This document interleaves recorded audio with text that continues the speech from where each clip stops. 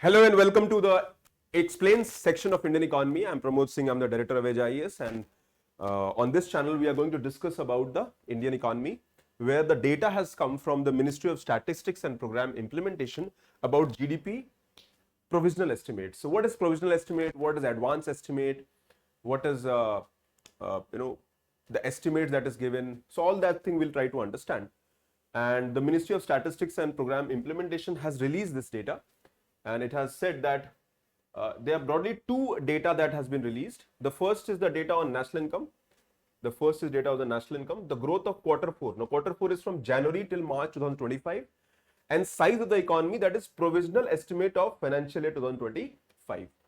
So we are looking at the data given by the Ministry of Statistics. Now Ministry of Statistics is the ministry which mainly has the data releasing aspect, and there is a body called NSO, National Statistical Organization, which is under the Ministry of Statistics and Program Implementation.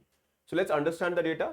Now here there are two methods. Now let's first understand the technical aspect of how it is being calculated. Now GDP is calculated by two methods. One is the demand side. So demand side is basically whatever is the demand in the economy, and that demand is mainly calculated by a GDP expenditure method.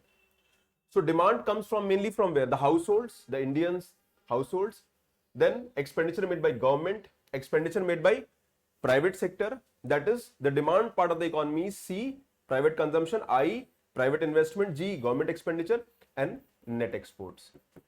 So the demand in the economy will come from these four sectors. So what we do when we try to calculate the demand, we try to look at C, I, G plus X minus M. So this is the aggregate demand of the economy.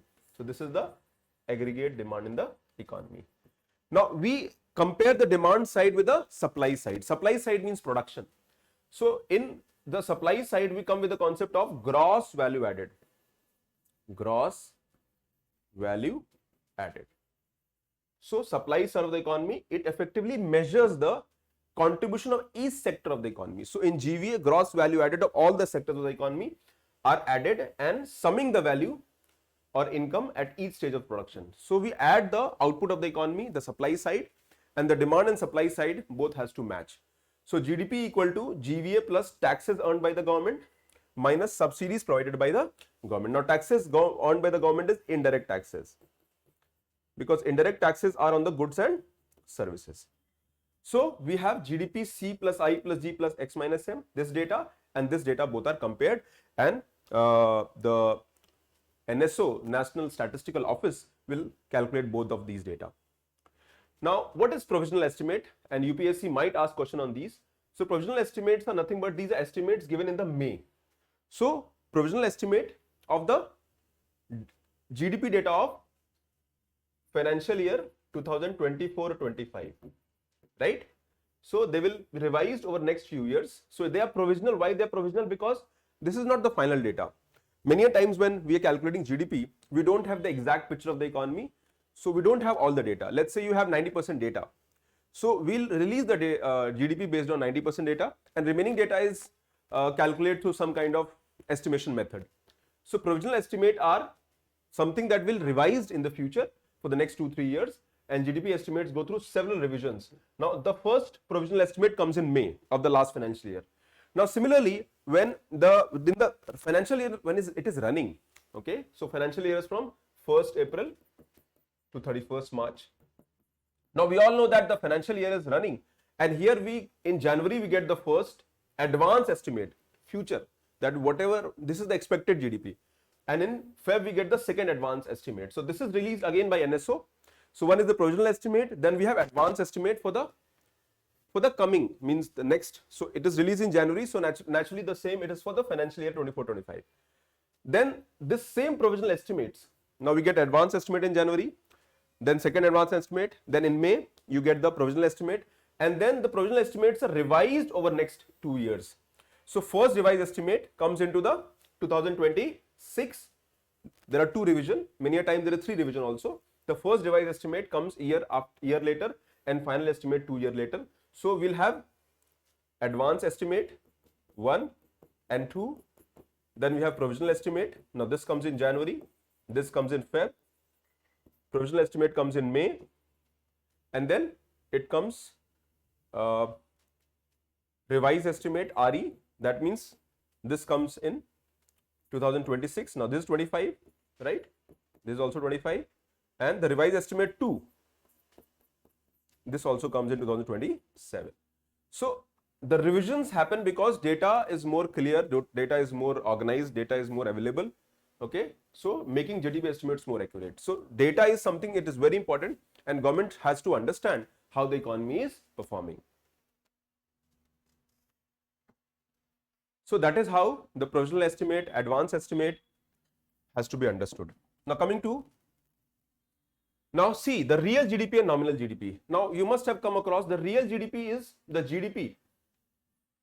The real GDP is the GDP that is calculated at the constant price, the base price, the base year price. So what is the base year? Base year is 2011-12. So GDP is price into quantity. Now we all know the price is fixed at base year, and GDP is about change in the output of the economy, that is quantity. So this is the real GDP of the economy. You can look at here the real GDP of the economy. Okay, so you can look at the real GDP of the economy. It is in lakh crore. So real GDP is 188 lakh crore, but the nominal GDP is what we compare. So when we say India is 4.1 trillion, it is the nominal GDP. So we are comparing the nominal GDP of India and USA, India and China, India and Germany, India and Japan.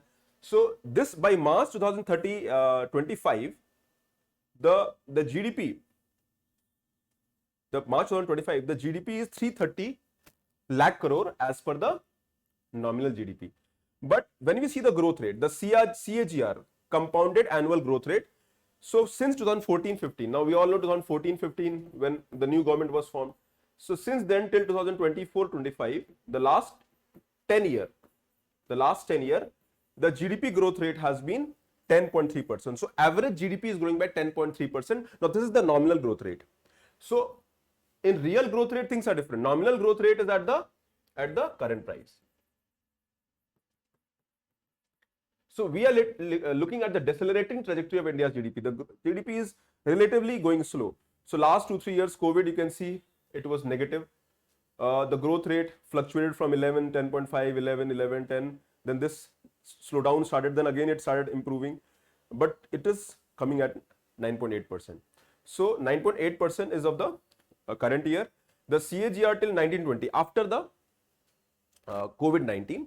So here the 9. So last 4 years, the 4-5 years, the growth rate has been 10%, 9.8%, but 10-year average is 10.3%. So in the last 5 years, the growth has decelerated. That is also there. And one big reason is because of the COVID. Otherwise, the GDP data would have been different. So nominal GDP, we are comparing. So India is the 4th largest economy in the world, surpassing Japan. That means we are looking at nominal GDP. Now this number has crossed somewhere around currently to 350 lakh crore, close to 350 lakh crore. Then these are nominal growth rate. But remember, when we are comparing the GDP of two economies, we look at the nominal GDP. However, when we are comparing the growth rates of the economy, we compare the real growth rate. So real growth rate is this. So 6.5% is the real growth rate, 9.2% last year, 7.6, 9.7, then minus 5.8 because of the COVID. So when you try to see the average growth rate, the real GDP growth rate is the growth rate that we compare. So when I'm comparing with China or USA, so we are comparing value terms, we are calculating nominal GDP, but in the growth rate, we are looking at the real GDP. The price is fixed here. Here, the price is at the current market value. So it is 6.5% of the last year, the last financial year, and it is average last 10 years 6.1%, and last 5 years after COVID, it is 5%. So India has grown by 5% only in the after the COVID period or around the COVID period till today, last 5 years. Average growth rate in the last decade has been 6.1%, and the growth rate of last year 24-25 is 6.5%. So that is the real picture of the economy that we look at. So economy, the trajectory is going down. So when we look at the real GDP, it is just 188 lakh crore, but it is the price is of 2011. Remember, in this the price is of 2011 and quantity is of today. In this the price is of 2024-25 and quantity is also of today. Okay. Then when we look at the sectoral health of the economy, let's understand the sectoral health. So sectoral health of the economy, now there are 3 sectors: agriculture, industry and services. Now industry will have manufacturing, construction, etc. So when you look at the the CAGR. Now, when you look at the agriculture is growing average by 4%. So last 10 years, the average growth rate has been 4%.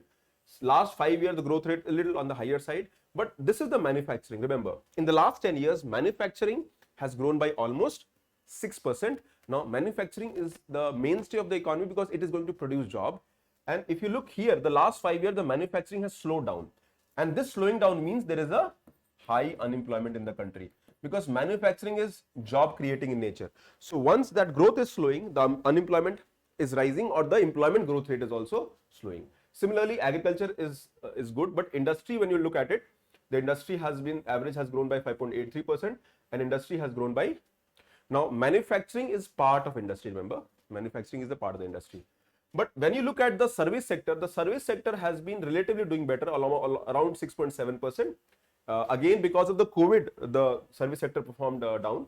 So service sector also is 5.4% in the last. So out of all the three, the service sector has outperformed agriculture, industry and manufacturing. Okay. So that is how it can be understood, because service sector consists of financial services, trade, hotels, and COVID, there was heavy disruption, almost 2 years. Otherwise, the service sector would have grown at maybe 7-8% very easily. Normally, service sector is the growth driver of the economy, 8%, 9% is what we are looking at. So overall, the GVA, the gross value added method, this is the growth rate that we can see. And in manufacturing, the contribution of the manufacturing is 15.6%, services is 46.3%, industry is 28%, agriculture is 16%. And currently, sectoral health, we can look at these things.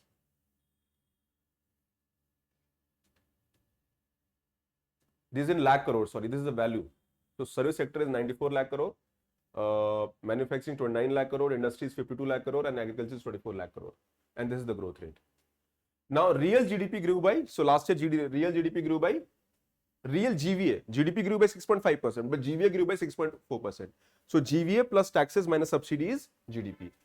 Okay, losing a step over 8.6%. Last year, the GVA growth was 8.6%. It has slowed down.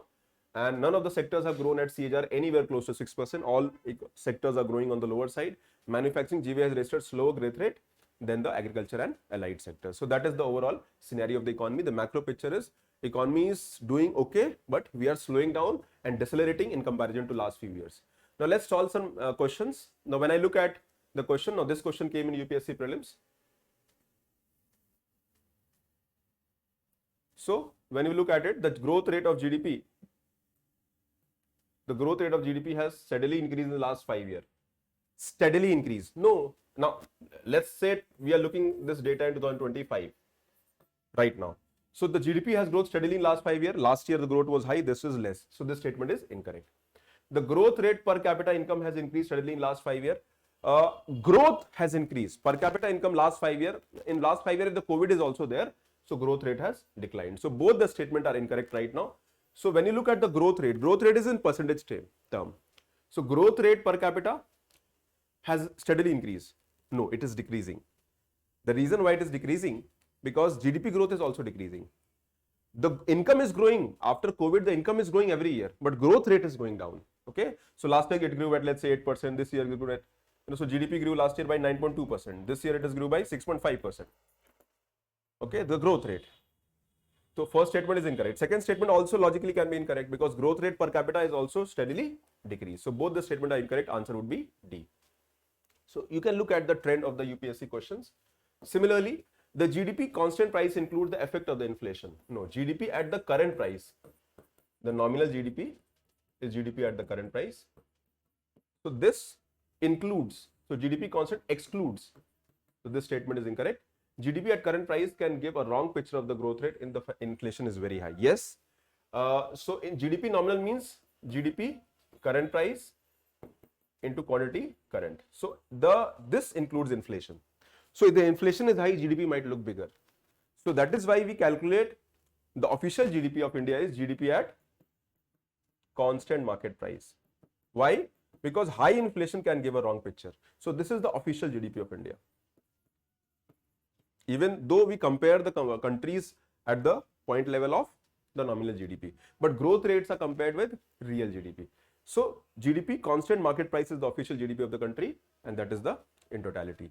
So that is all. Thank you very much for liking the video. Subscribe to the channel. Be regular for preparation updates. I'll be putting mains areas also, prelims areas regularly, and be consistent on that. Take care. God bless you. And let's crack the UPSC exam with a lot of energy and fervor. All the aspirants who are looking for guidance and mentorship, you can connect with me or my team, and we'll make the journey smoother and better. God bless you.